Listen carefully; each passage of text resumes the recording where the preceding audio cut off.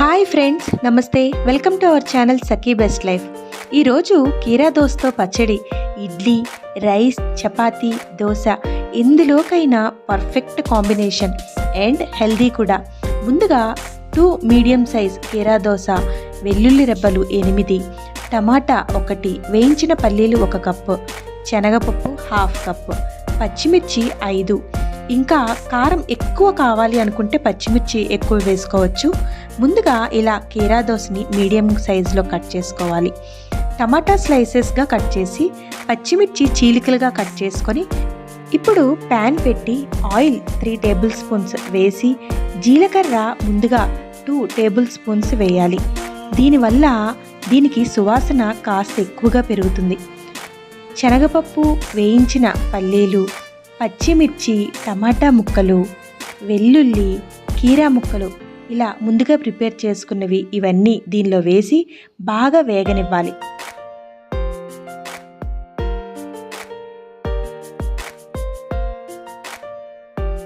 కాస్త ఇవి రంగు మారే వరకు వేయిస్తే సరిపోతుంది.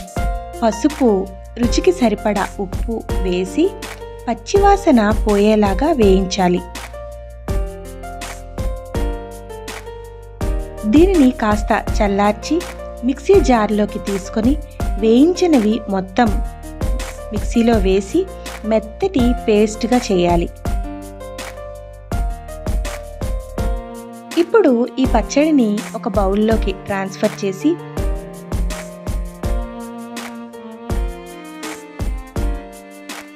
పోపు వేయడం కోసం 2 టేబుల్ స్పూన్స్ ఆయిల్ వేసి, వెల్లుల్లి బాగా దంచినవి వేసుకొని, మినప్పప్పు కాస్త, శనగపప్పు, ఆవాలు, ఎండుమిర్చి, కరివేపాకు, కొద్దిగా ఇంగువ వేసి పోపు బాగా వేగనివ్వాలి.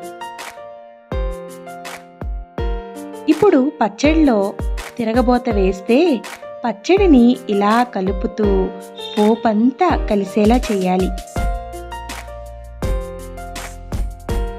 చాలా సింపుల్గా తక్కువ టైంలోనే కీరా దోసతో పచ్చడి వేడి వేడి అన్నంలోకి, ఇడ్లీలోకి, దోశకి దేనికైనా పర్ఫెక్ట్గా ఉంటుంది. వేడి వాతావరణంలో డీహైడ్రేషన్ బారిన పడకుండా అజీర్ణ సమస్యకు మంచిది. కీరా దోశ ఆరోగ్యానికి ఎంతో మేలు చేస్తుంది. తినే కొద్దీ తినాలనిపించే కీరా దోశ చట్నీ. ఇందులో కొవ్వు శాతం తక్కువ, క్యాలరీస్ ఎక్కువ, ఎంత తిన్నా బరువు పెరగరు, యాంటీ బ్యాక్టీరియా లక్షణాలు ఎక్కువ, వ్యర్థాలను శరీరం నుండి తొలగిస్తుంది, బీపీ కంట్రోల్ చేస్తుంది, ఫైబర్ ఎక్కువగా ఉంది. సో మరి ఇంకెందుకు ఆలస్యం, మీరు కూడా తప్పకుండా ట్రై చేసి మీకు ఎలా వచ్చిందో కామెంట్ రూపంలో తెలియచేయండి. Thank you for watching.